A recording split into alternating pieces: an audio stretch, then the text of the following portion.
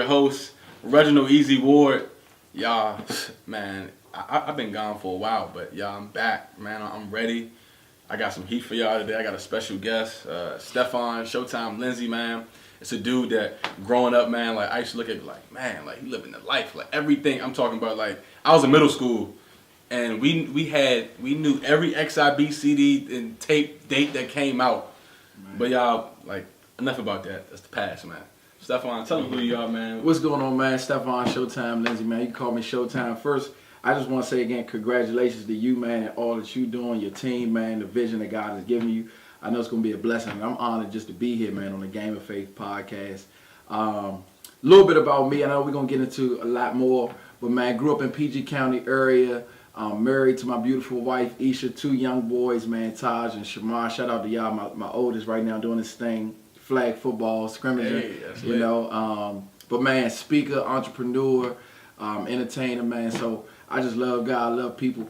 Let's get to it. Now, let's get to it. So, y'all, you know how we do. We peel them back. Like, ain't no hold back, ain't no cut card. So, bro, whatever you want to say, just, you know, like, just let God lead you and say it. So, you know, right now, you know, like, today I was on your Instagram, I was watching one of your sermons, and, like, your testimony, powerful.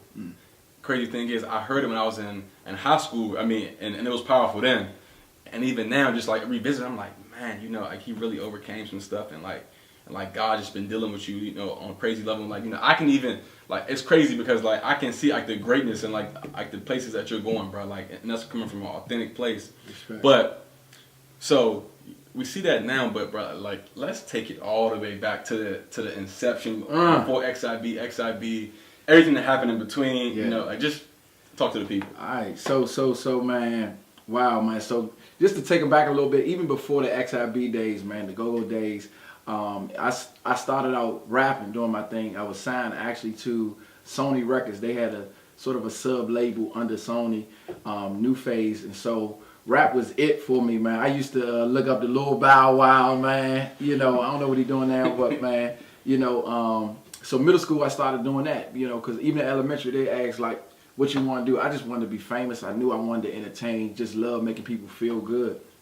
And so it wasn't until like right after 9th grade, I got kicked out of Suitland High School, and I learned how just popping go-go was. And I was like, man, I want to start me a little band. And so I connected with some dudes at Largo, and we started XIB, man.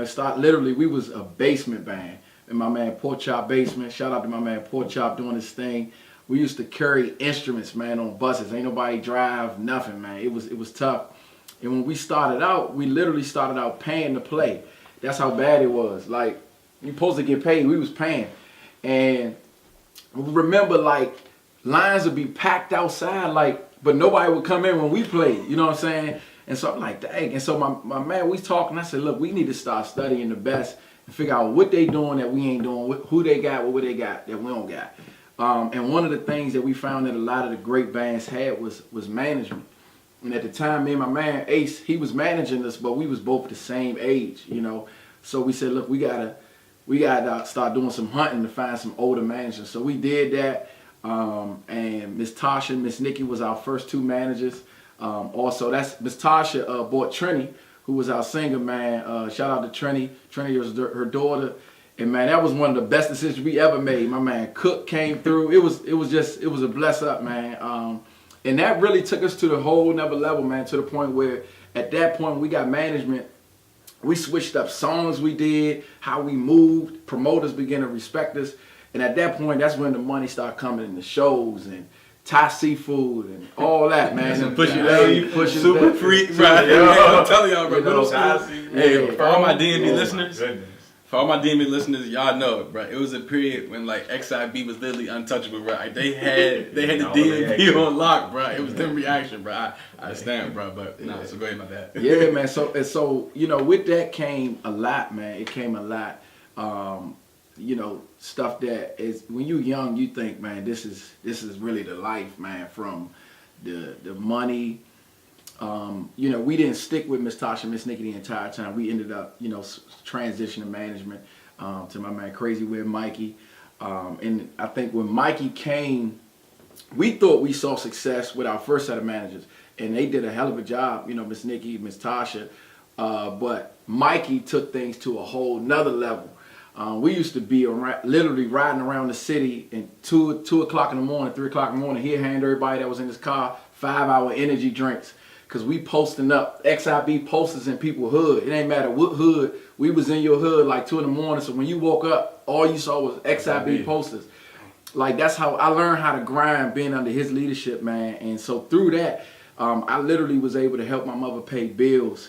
By, you know what I'm saying, like the shopping and all that come with it. Of course, some stuff we wasn't supposed to be doing. Yeah. We was young, 15, 14, in strip clubs. And man. You was on like a sophomore in high school. Yeah, okay. Man. Yeah. So a lot of that lifestyle, the females, the hotel parties. Yeah, man. So you know, it was a lot that came with it, man. It was a lot. So if you ask, I tell. But that's that in the short. You know, we did have an opportunity to play at some of the biggest stages in the area, Showplace Arena. Man, Stadium Armory, perform with Wale, Trey Songz, shared the stage with some of the greats, man. So it was a good little time.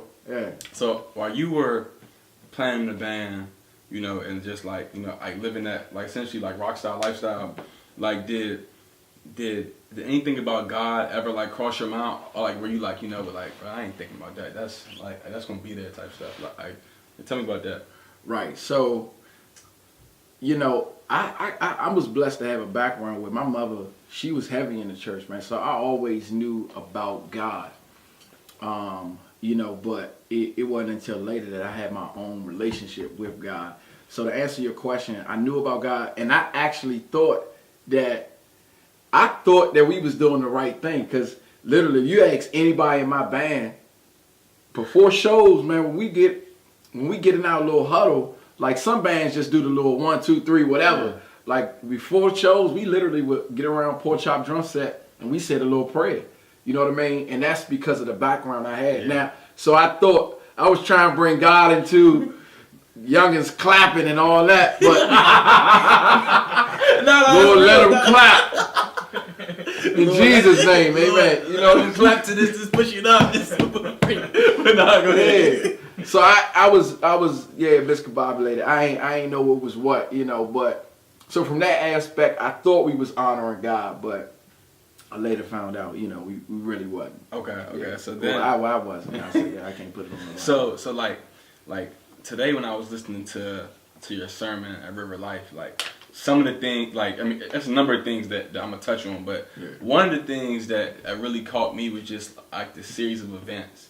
And like, I mean, I don't know how open you want to be with that, but like, if you could take us through like the series of events, like, and think about it is like everything you want to share, please share, because here's the thing, I wholeheartedly believe that somebody's gonna be blessed by this, and set free from just everything they're going through, and like, and I believe by your transparency, like that's gonna happen. So whatever you want to share, you know, what I mean, we open with it, just don't curse. That's the only thing. We're good.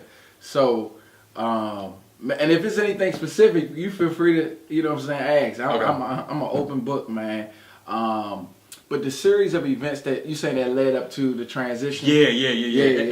And one of the things that I heard was when you said you got healed. Like that's something. That's something that I really want you to touch on too. Yep. So a couple things that happened, man, where God was using to get my attention, but I ain't realize it. So I believe it all kind of started with.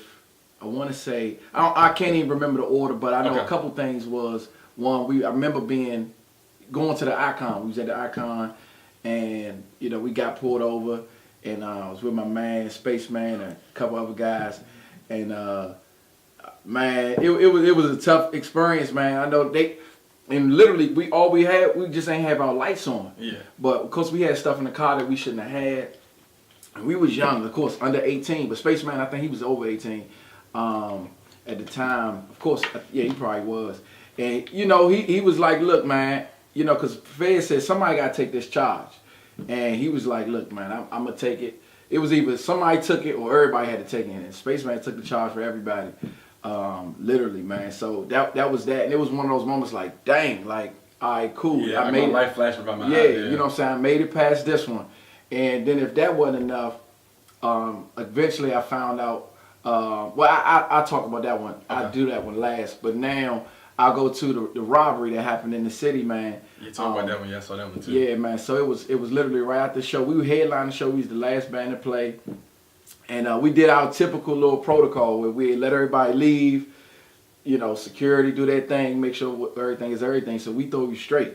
Ate a little pizza, did what he did. I remember going outside, turning the corner, and somebody said, "Man, be safe, be safe." And this was one of the people who was a part of the whole setup who told me, "Be safe." And a couple of our guys, we went to the car, and I remember putting my hand right before the door on the car. Like 4 or 5 dudes came around, all black. Boom, give me your chain. Dude put a shotgun to my chest, and everybody else just had guns on them, man. So, man, I didn't know we was gonna make it past that night, man. I honestly didn't. Thanks. What was that feeling like? What was going through your head at that time, if you can remember? Yeah, I just remember it was like shock. Because I think, number one, I was just talking to my man Kales about this 2 weeks ago. Shout out to Kales, man. He just had a baby. Because we was together and, you know, we was high as I don't know what. We was high. So we was literally just talking about this, man, how we was high. And it was like, almost like a dream. You know what I'm saying? You know, but at the same time, it was reality. Everything just happened so quick. And I just, in my mind, I kept saying, like, it's over. It's over. I really ain't think we was gonna make it past that day. You know, so it was a setup. It was tough. But again, I told my manager after that, he was like, "What you think is all this stuff happening?" I said, "Man, I think what God trying to tell us to do is get rich." Like I thought, in my mind, I was like, we get rich, we're gonna be on somebody's island. So you still, so in the midst of all of that, like in the midst of all the chaos, hell breaking, like you still thought that was God saying. That's an interesting perspective. Yeah. I'm like, man, we gotta get rich, get out of this. I felt like I was like God telling us keep grinding, you know. So we did that, and of course found out I had an STD. You know, a particular girl I was talking to, and you know she was doing her thing, woo.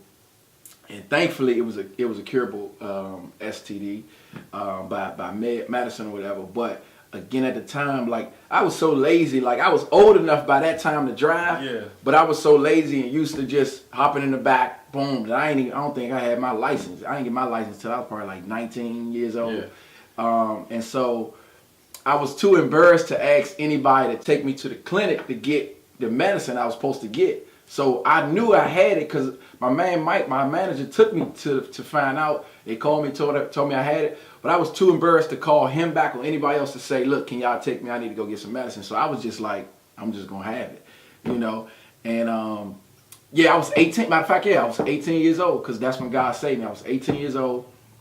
The same year God saved my life. And when you talk about the whole healing part, God literally healed me. Because when I tell you, I never went back to take nobody's medicine, but I knew I had it. And even if they ain't call me back and say I had it, those who had it know you have it. You know what I'm saying? You know. And so literally God healed me, man. I remember going back physical after physical after physical, and I'm like, we can't find nothing. And even the symptoms that I saw and felt completely gone. But it wasn't until after God healed me. I'm sorry. It wasn't until after God saved me that God healed me, man. Bro, that's that's powerful, bro.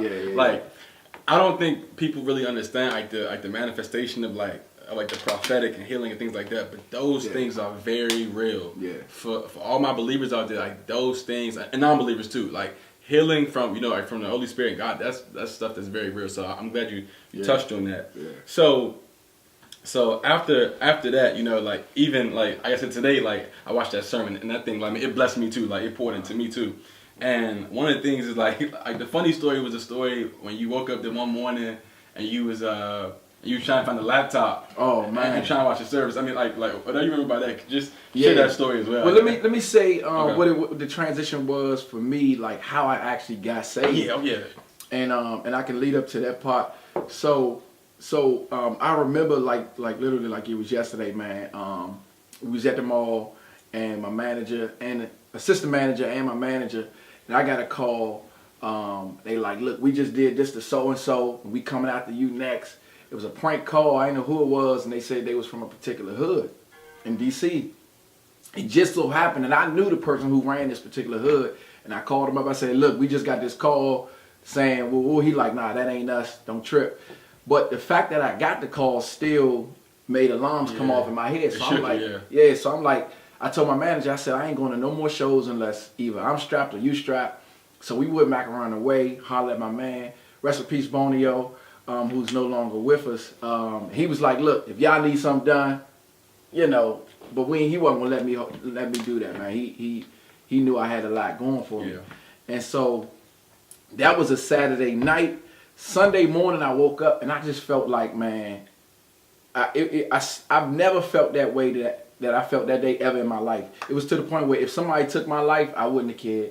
And if I had to take somebody's life, I wouldn't have cared. Wow. And that was a very unusual place for me, you know what I'm saying? Because I hung around and knew people that really lived that life, man, where like the street life. But anybody who knew me knew that wasn't the core of who I was. You know what I'm saying? Like I was more of a ladies' man.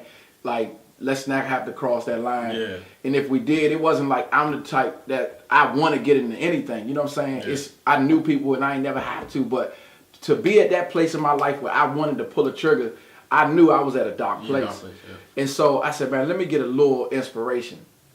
And I remember going to my the laptop in my living room, and computer ain't work. Got my laptop. Had the old school joint where you had to, you know what I'm saying? Plug it in, plug it in, keep it in. Found out my dog ate my laptop cord.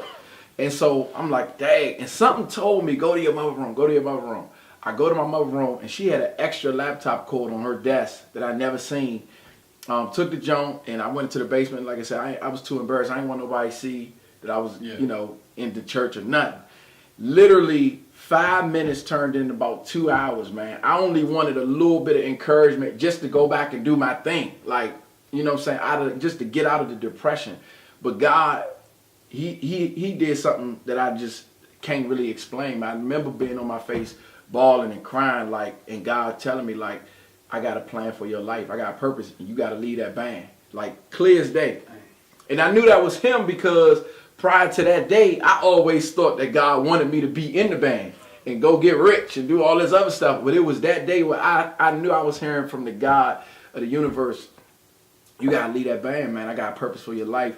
And that was one of the scariest things because I ain't know what purpose meant for me. You know what I mean? Like, if somebody was to ask me what I want to do, I'm already doing it. Yeah. Like, I just wanted to die as a go-go legend. I ain't had no other aspirations in life, period. Nobody ever told me, even though I was a lead mic, nobody ever said, Stephawn, you a leader. Yeah. I never was told I was a leader. I just thought I was a lead mic of a band. I was called class clown, stupid, idiot, all these other things growing up. But I never looked at myself as a leader, a businessman, none of that, a speaker, none of that. I just knew how to call out hoods and make songs. That was it, man. So that was a scary thing. I remember somebody I really looked up to in go-go literally called me after that moment, who rarely called my phone, you know what I'm saying? Yeah. And was like, yo, Shorty, I'm just checking on you. I'm like, bro, I can't explain what just happened, but God wanted me to lead this band. And this person was like, nah, man, you good. I worship God, but I'm still doing my thing. Yeah. Woo-woo. And this particular person was Muslim, but I ain't know the difference at the time. You know what I'm saying? But it was, even after I hung up that phone, it was something like, nah, you don't listen to him. Nah, that ain't it. Yeah. And that was the enemy trying to pull me back quick. It's that tug. Yeah. Like, hey, right when you say you want to sell out, he trying to pull you back. No, come here. Yeah, so. Immediately, man. So thank God that he kept me, man. And the tough part is I didn't have like Christian friends, like, you know what I'm saying, this fellowship and stuff we got now. Like, I ain't had that. It was literally like, I'm pulling you out. And so I remember days just waking up with my little journal and my Bible, just, Lord, I think this means this. You know what I'm saying? Probably wrong as I don't know what, but it was just me, my Bible, my journal, my little worship music, man. Because I refused at the time to go to anybody's church because I thought nobody would accept me. You know what I'm saying? So I had my own little church at home. Yeah. And I took, like, my mother would want me to come to her church. I'm like, Mom, I ain't coming to your church. They're going to judge me. Woo-woo. And so that was that. Going to the story you talking about, man, I remember going over my man house, Ace. I stayed the night, and I woke up. Well, I was trying to play a prank on him. And so we always playing around and joking. So I went on the laptop. I tried to blast some music. And the song, instead of it being a song, it turned out to be a sermon. And so I'm like, hold up. I turned the sermon down, and it's from Pastor John K. Jenkins from First Baptist Glenada. Yeah. So the sermon, that's what's up, man. So the sermon was from Jeremiah 29:11. I know the plans that I have for you, plans to prosper you, all that. And when I say I needed that message that day, it spoke to your spirit. It spoke to you. It spoke right to me because, again, I was in a place where it's like, all right, God, save me, but I don't know what you want me to do now. Yeah. Like, I literally don't know what you want me to do. And so it was after that day where I found confidence in God. Like, all right, I might not have all the answers, but you're going to use me as I am. I don't have to be nobody else. You're going to use me as I am. And now when I look back, I got a book coming out soon. I can't say too much information. Okay. Stay tuned, man. Hopefully, when I drop the book, I come back and talk about the book. But in my book, I share that now that I look back on my life, I realized that although XIB, I don't think it was God's perfect will, right, for me to be doing that and leading probably thousands astray. But I will say in hindsight that with him allowing me to do that, I see how, like, God uses everything to prepare us. Yeah. You know what I mean? And it's because of my past that I'm able to do what I do now. Yeah. You know what I mean? And connect with those people. Like, now I understand. You know what I mean? So when I'm talking to certain people who are like, well, this is my struggle, I'm like, bro, I know what you're talking about, bro. I lived that. I did that. And let me tell you about a guy who can bring you through that. You know what I mean? Mm-hmm. I never thought I was a preacher, but when I look back, it was like, you've been preaching kind of this whole time, but just not the right message. Ooh. You know what I mean? And so I think God uses all of that, man, to launch us in our destiny. But yeah. That's good. Yeah. We're gonna just pause for a commercial break just to see how we good with the camera. That was that was good, bro. That was good. Very so good. Man, now that you got saved, now that you starting to really figure out like what it is. What was there a particular moment where you kind of feel like God was calling you to like a certain area? Like when I mean that, I'm talking about like ministry, like because like you are like a pastor, right? Yeah. So like was it like a moment or like what signs did you have that kind of like said like, you know what, like this is what I have for you? Like take us through that. Yeah. So the first thing I thought, the idea I had, I thought that God was calling me to, be like the next Tyler Perry. That was first, right? Because when I told you I went to Suitland in 9th grade, I was in the BPA program for theater, man. I love acting, love writing. And so I said, man, let me take a stab at this.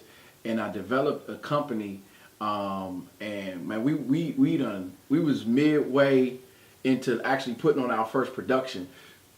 And we had a lady behind us who was an investor. She was willing to put up over $1 million into our company to travel, etc. And it was one of the most humbling things I had to go through because during that time, I knew God spoke to me clearly like, Stephawn, this is not what I'm calling you to do. And it was tough news to break to my team, to the investor, etc. And the crazy thing is, I didn't even know what God was calling me to after. He didn't say stop this and do this. Yeah. It was almost like an Abraham thing. Like, Stephawn, go to a place that I will show you. Yeah. And that's one of the toughest things, man, when God says go here, but he don't say what here is. Mm-hmm.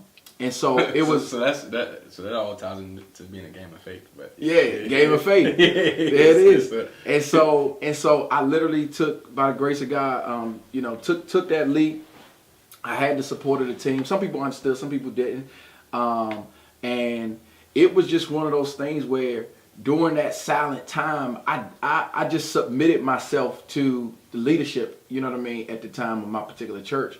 Shout out to my man Devin Turner, who took me under his wing since I was 18 years old, man. I got saved.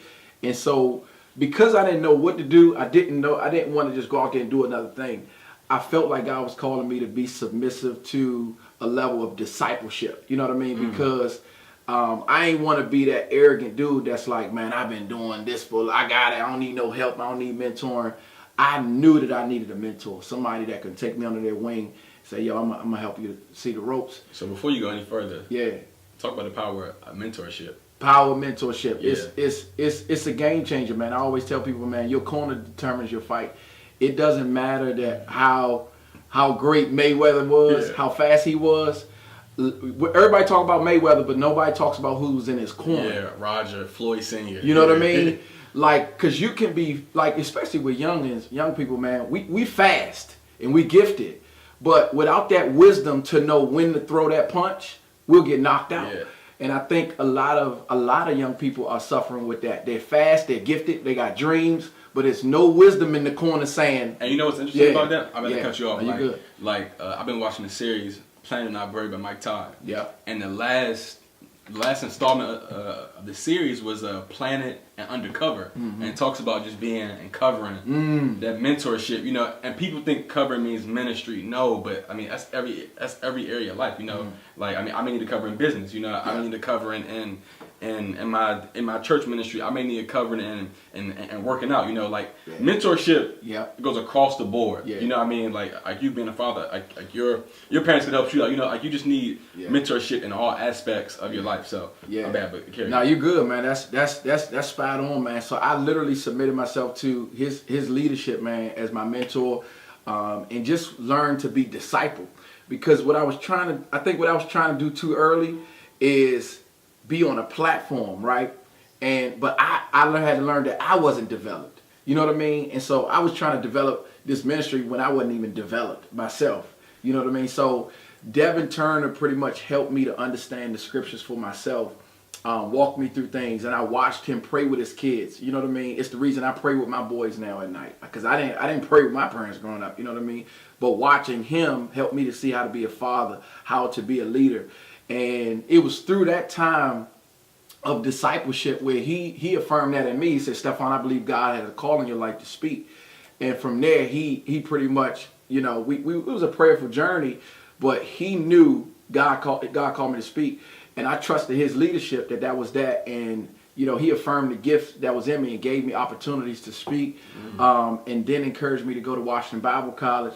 You know, the old saying is, you know, get what they say, get learning for your burning, you know, the fire, the passion that was in me. And all of that kind of came together to shape. And then from there, God just opened up doors, man. I remember we doing a Bible study at a friend's house in Largo. And it was like over 50, between 50, 60 people would come, young people would come each week, man. And my man, shout out to my man Charlie, he came with a particular girl that day, and they was doing their thing. He said he came just to see if I was fake, right? Like if this whole thing was a fake, because he heard about stuff on the internet and stuff. But he said, let me hear if I just want to see if this is a real deal. And his plans was to leave and go do his thing with Shorty, same Shorty he came with. God saved Charlie that night. He didn't even ride home with her, you know, and eventually he became our timbali player for the gospel go band that I had, Wanted Band. And he's preaching the gospel now. You know what I mean? Wow. And so, man, I think it was a combination of, one, God's spirit, two, mentorship and confirmation, and then he opened up doors to show, like, yeah, this me. And that was that, man. And so I think with purpose, man, it does come from within, because it was something I couldn't deny. It's something I used to preach to walls, man. Like, I preached to my dog. Like, it was something I couldn't stop doing. So I knew this was God. Like, it was that burning desire inside. Dang. So, man, okay. So we didn't cover some ground today. Yeah. So, but think about it is we gotta keep on. We got some more ground to cover. Let's do it. So, all right. So then, you know, like you find purpose, you get saved, and you get married at 20. Talk about that. Like, talk about, you know, some of the experiences. And then, I mean, you know, you can talk about even like the story of how you all met. You know, I mean, just whatever you want to share. You know. Cool. So, got married when I was 20 years old. I met my wife Isha in middle school at Ernest Jess. So in 8th grade, it all started. Basically, me and my man Dre, we had a bet going on, and the bet was, let's see who could get the next girl that walked into this classroom. But the rule was she can't be in our class. She gotta be like running an errand for a teacher or something. And so Isha was the next female to walk into the class. She was running an errand for her teacher. And so I was like, man, let me shoot my shot, you know. I ain't make the shot, but you know what I'm saying. You know, it's almost go in, then it come out. Yeah. It was one of those. Like go around the rim. Yeah. Go around the rim. You like, dang. Yeah. Cause she was like, look, you can't have my number, but you can give me yours. So I was like, dang, that's all right. I like that. Slim, yeah. Slim got you in the ropes. yeah. You know, so you know, cause I was used to, you know what I'm saying, the easy track, and so she presented a challenge that made me like, man, I actually want to get to know you. You something different. And I remember I was geeking. Like after school, I went outside. She came out. I was like, hey, you gonna call me, right? You gonna call me? And that's how middle school was, though. You been outside on the bus, like, yeah, Slim, my phone tonight, what's up? You know, like, bro, I remember, exactly like, I'm gonna take it back. Exactly. I remember playing Love Roller Coaster, right, by XIB, and like, I remember craziest songs ever. I remember calling the joint I wanted, but nah, but go ahead. Man, it was wild. She called me with her best friend on the phone. They trying to figure out am I legit or not. But it was a journey, man. In 10th grade, when I started XIB, I actually broke up with Isha because I already knew what that lifestyle was going to bring. And she was really always into the church. And like, when I tell you, like, she really loved God and was the whole purity thing. And I was just like, man, she deserves somebody better. So I had to let her go. But when I had hair at the time, she was the only person who ever did my hair since middle school. So even though we wasn't together after 10th grade, I always saw her like every 2 weeks. And she wasn't never in my business, and she'd come to my studio sometime, come to the studio, do my hair up, females would be around. She was never tripping, and I was like, young, something is different about this girl, man. And when I was 18, of course, when I got saved, she was the only person I knew that I could call. Like, hold up, she I know she still loves God, and you know, so we did that. I quickly tried to rush into a relationship with her, and it wasn't until about 2 weeks after I was saved where God was like, nope, you gotta let her go, because I wasn't what I needed to be. You know what I'm saying, for her. Because if I was still with her at the time, man, we would have been doing some stuff. You know, I shouldn't have been doing. You know what I'm saying. I still needed to be delivered in some areas, and so I literally. That's the thing about the Christian walk. I'm about to cut you off. Yeah, you good. Yeah. But it's progression, not perfection. You know, and I think that. I mean, I guess, like on previous episodes, that's one of the things that I touched on. Is just like, I think a lot of times people our age think that, you know, it's about being perfect because, I mean, let's be real here. People in the church are very judgmental, you know, but like, that's why I think God's raising up a generation of young folks to show you that, look, you know, like I'm not perfect, you know, and that's why, like you said something earlier, and we're gonna touch on too. You said that, like, with your friends, like, you're very open about your struggles. Yeah. I am too. Like, I do the same thing. I'm like, look, bro, you know, like, come fool me at church, you know. Like, I did it to my friends, like, come fool me at church. I'm like, bro, it's not what you know. What I'm saying, like, don't worry about them, you know. Like I just worry about you and God, you know. So No, that's it, man. So, like I said, it was tough. It was a tough thing to tell her, like, yo, we're gonna have to part ways. But I said, look, if it's meant to be, we really will meet back up in God. But I know I need this time to, like, focus, do what I got to do, and in God's time, like, He brought us back together. And I had told it was about five dudes in my life. In addition to Devin, it was 4 other dudes, older men who I trusted, man, that I said, look, I told God, I said, look, if more than half of them don't give me their blessing, Lord, I'm going to look at that as a sign that it's not a good time. You know what I mean? In terms of pursuing marriage, because I was so young. And literally, when I say all 5 of them gave me their blessing to move forward, like, and it wasn't like a quick meeting. It was one of those, we're going to ask you all these questions to try to make you not do it. You know what I mean? Because we really want you to make sure you're going into this thing with the right intentions. Financially, you know what you're doing. Biblically, you understand your responsibility. Like, they grilled me to the point where I felt like I was in a daggone interview for the FBI or something. And so for them to say, look, we blessed this young man, that meant a lot for me. And of course the blessing from her peoples and my peoples. So we did it, man. It was tough. I remember being in Washington Bible College and the lady walked by me and was like, I heard you getting married. I said, yeah. She said, and kept on moving. Like we faced a lot of judgment and y'all ain't gonna make it. You sure you know what you're doing, all of that, man. But just adversity. Yeah, man. But God has kept us, man. We've been married now for 7 years, man. Wow, congrats. Praise God, man. So yes, sir. Dang. Yeah. So Dang. So now, you know, you're married and you got 2 kids, right? 2 boys, yeah. 2 kids. So how has being saved helped you as a father in terms of like raising your kids, you know, and just speaking life into them, pouring into them on like a day-to-day basis? Yeah, man. So again, it goes back to my level of exposure, man, with mentorship, and the guys that I've been blessed to kind of watch how they treated their wife and their kids. You know what I'm saying? So I wanted to be able to model that in my own home, and so it's impacted the way I love my wife, man. I can honestly say that, especially year 7, this is the best year of our marriage ever, man. Number of completion. Yeah, man, and it's been a blessing. And so, but that it took some time, and I know we still got a long ways to go, right? And even how I love my kids, I really understand now more than I ever have what it means to put my family first. My family being my first ministry. When I was, first couple years in marriage, I almost ruined it because I was so ambitious and I wanted to chase the world, like that I would put ministry before my own family. Now, of course, at that time we didn't have kids, but it was just me and my wife. And man, I would take every engagement, and every door that opened, I was too young and immature to know that just because a door opened don't mean God opened it, and just because it's a good door don't mean it's a God door.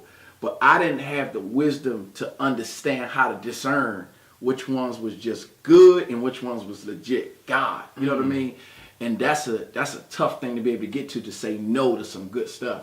And it took a minute, man. And so we had to go through some intense counseling, because what the counseling helped me to do was see the deficits emotionally that I was walking around with every day.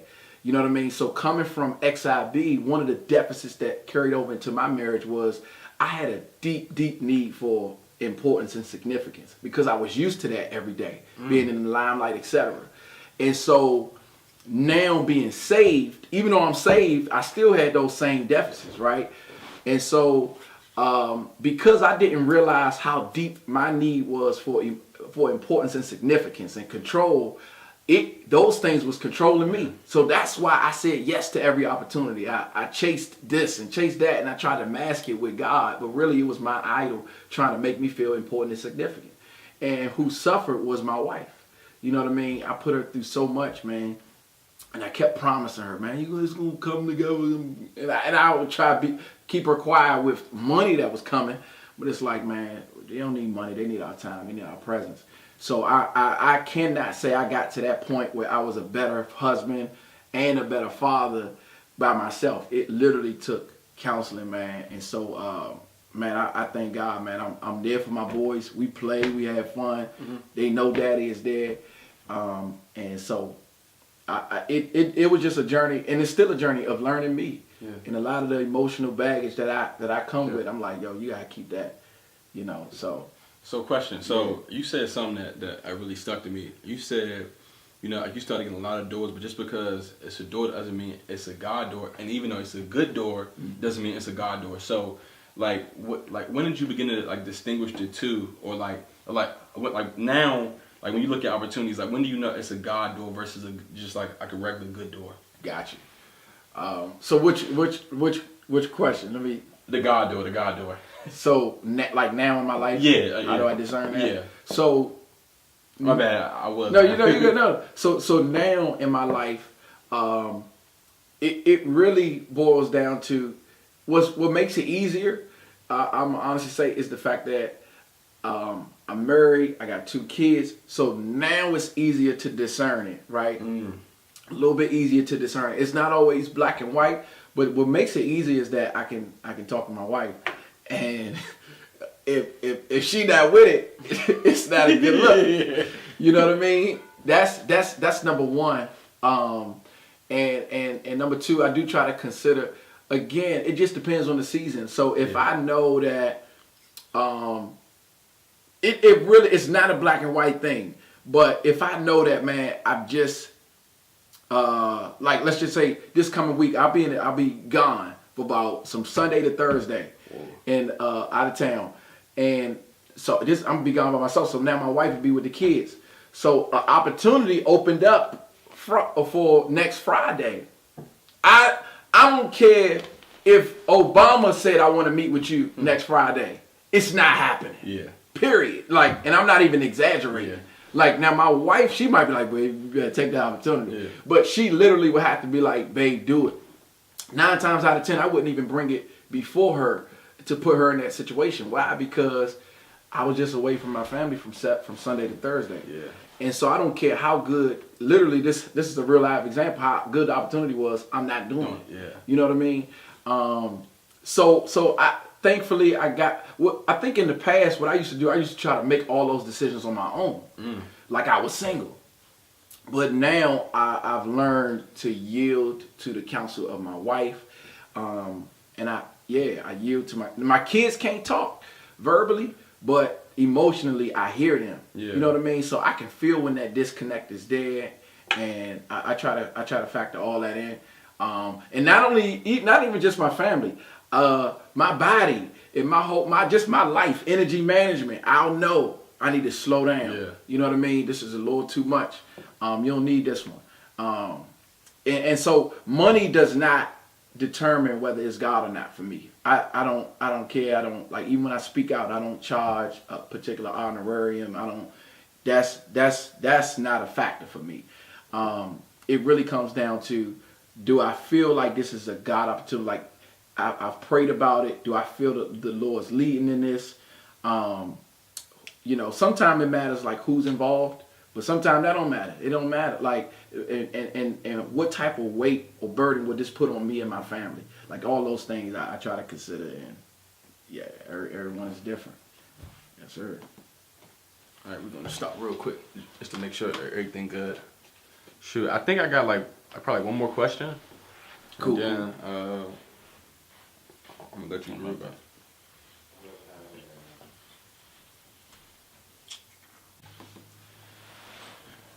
Stephawn, man, Showtime, bro. This has been an impactful episode, bro. So just to close out, bro, just to bring everything home full circle. We've been talking about. Is there anything, like, what's the message that you would give? So I'm gonna do a two-pronged question. One, to people who are struggling with their belief of Jesus Christ, as a Lord and Savior, people who are unsaved, unbelieving, just kind of like, on the fence. And then 2 would be to like the next generation of young people, young leaders, and everybody who covers that spectrum. So first is unbelievers, second is like the role of just young leaders. Got you.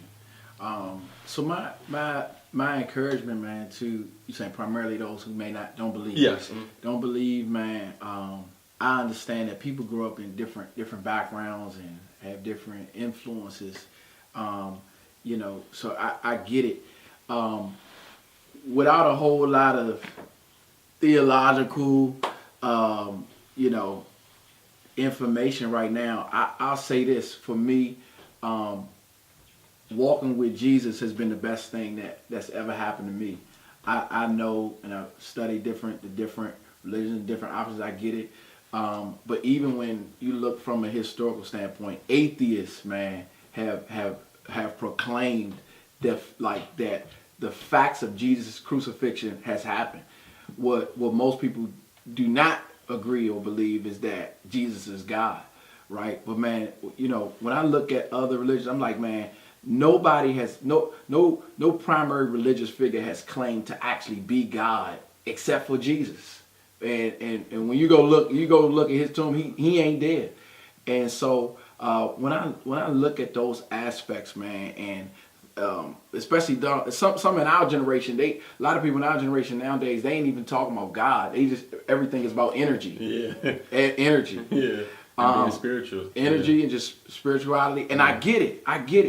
But I always ask the question, I said, man, everything has to have like a beginning, right? Yeah, like an origin. Origin. And I'm comfortable with, I used to always like, dang, well, who is God's father? Who created God, right? And that used to bother me, man. And I think a lot of people who are stuck there decide, well, I can't believe in the God who I really can't explain. Because a lot of people are like, well, where's his beginning? And how would he even be able to create? And what I tell people all the time is, man, I find more comfort in a God that I can't explain. Because if I could explain it all, then that wouldn't make him God for real. Yeah. It's almost like, you know what I mean? You know, somebody said it's almost like an ant trying to figure out the internet, right? Like, it's just impossible. But that's why the word says that his ways are above our ways. His thoughts are above our thoughts. If I could put God in a box and make him comprehensible to everybody, I think that would be a very little God. But the fact that I serve a God who sits outside of time, which is why he's able to create time, you know what I mean? There are so many factors that prove he is who he is, man. I'm confident in him, and then my life has been changed. And I pray that, man, he would change your life. He can do it, man. He can do it. Yes, sir. And to the young leaders, man, who I'm so passionate about in our generation. I know our generation. Right here too. All right, right here. Our generation is full of dreamers and creatives. Social media and just the internet has opened up so many opportunities. There's people who make millions of dollars just by being on the internet nowadays, man. But I also know, with that being said, I know people personally, and some people I don't know, but you might be watching this, that have given up on their dreams. Because we live in this Instagram type of generation where what you see on Instagram is people's success, but a lot of people don't post their failures. And I think it's discouraged so many people in our generation, man, who had ideas, who had dreams, and they just stopped because they threw out something, they tried, it didn't work, you didn't get the results, you threw an event, a lot of people ain't show up. Whatever it is, it's like along the way you get discouraged, because when you look on Instagram, you constantly compare. But I tell people all the time, comparison always will limit your capacity, period. Like, when you compare, you always comparison will always cause you to have to reset the bar. Because once you hit that target, because you wanted to be like them, then you're going to be looking for another target, but it's never going to be based on what's inside of you. Your target is always going to be based on somebody else. And so that's why I tell people all the time, man, dream big, but celebrate small. Because nobody who has stuck it out in business through the test of time has started out big. They learn how to master small beginnings when nobody is celebrating you, when nobody telling you good job, when you don't get a lot of support, when you don't get a lot of followers, a lot of likes, a lot of views.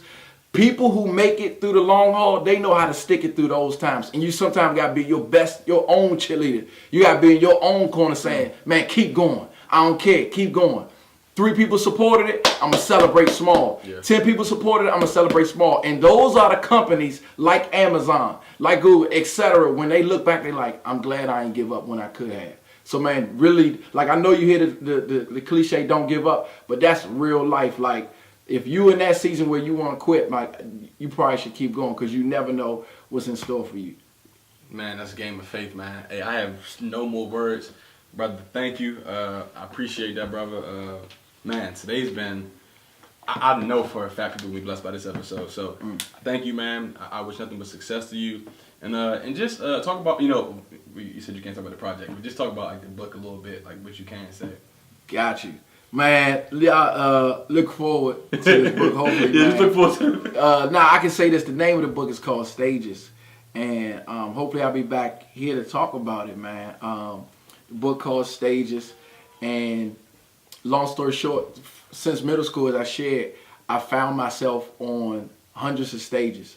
And the vision God has given me is pretty much to tell my story and sort of talk about how when you learn how to interpret the current stage that God has you in right now, I don't care if you 14, 15, 16, when you learn how to interpret that stage that God has you in now, you will be that much more prepared for the stages that's coming. But a lot of people don't even recognize all of what God is trying to do in your life now. So you just waste time, you waste energy, you waste emotion, waste a relationship. So I want to talk about some keys, man, that's going to help you to interpret your stage now and be better later on, man. So Stages coming soon. Hey, man, thank you, Stephawn. Game of Faith, we out.